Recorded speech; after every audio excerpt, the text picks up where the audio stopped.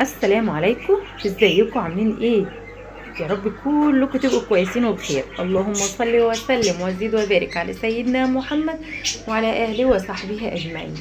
النهارده احنا خامس يوم العيد او رابع يوم العيد متهيألي، يعني يا رابع يا خامس، يعني المهم. طبعا انتوا شايفين رنجة وفسيخ بصل اخضر، شايفين انتوا الجمال ده. انا مش بحب اكله في اول يوم العيد، ناس كتير بتاكله اول يوم العيد، بس انا للاسف ما بحبش اعمل كده. ليه بقى؟ عشان طبعا انتوا عارفين ريحه الزفاره بتاعت الفسيخ والرنجه والكلام ده، بكون طالعه بقى ايه متمرمطه الشقه. بصوا تنظيف شقه بقى ومش عارف ايه، فما بحبش بصراحه ايه اكل الرنجه ايه في اليوم ده. تمام، فاحنا النهارده مع بعضينا، النهارده هناكل بقى الرنجه والفسيخ بقى النهارده، وبصل اخضر بقى وايه، ومظبطين بقى تظبيط عالي. شايفين؟ بصوا الشكل. انا قلت اجهز الحاجه واطلع بيها معاكم. يلا واكبري بخاطر اختك واشتركي لي في القناه وفعلي لي الجرس على الكل عشان يوصلك كل جديد. اشتركي في القناه عشان خاطر نجمع ال1000 مشترك، واحنا خلاص هانت اهوت، هانت فاضل حاجات بسيطه وان شاء الله باذن الله يبقى جمعنا ال1000. فرحوا قلبي كده واكبروا بخاطري. بصوا شايفين الرنجه وجمالها؟ ده سردين، ايوه ده دون سردين.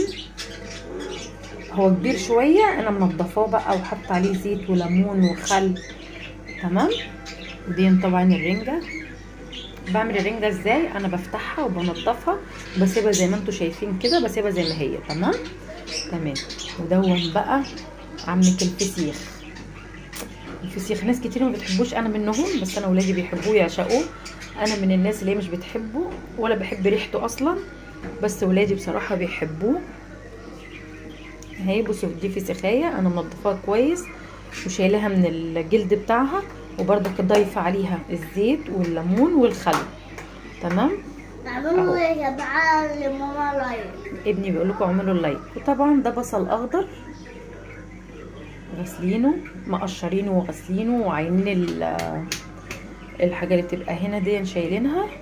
دي طبعا رنجه زي اللي هناك، وزي ما قلت لكم انا بفتحها وبنضف اللي فيها. تمام. وبسيبها سليمه زي ما هي كده، يعني بحب اسيبها سليمه. واحط بردك الزيت والخل والبتاع دوت، الزيت والخل والليمون. شايفين؟ ادي السردين اهو. بصوا ده مقاسه قد ايه اهي، دي مقاس السردينيه. فانا فاتحاها طبعا من ورا هنا بيكون فيها اللي هو القشر بتاع السمك ده، فبننضفه كده بظهر السكينه. تمام. وبنفتحه كده وننضفه ونروح ضايفين عليه بقى الخل والزيت والليمون. اهو الفيديو النهارده بتاعنا بسيط جدا وخفيف جدا جدا جدا، وفي كل حاجه جاهزه.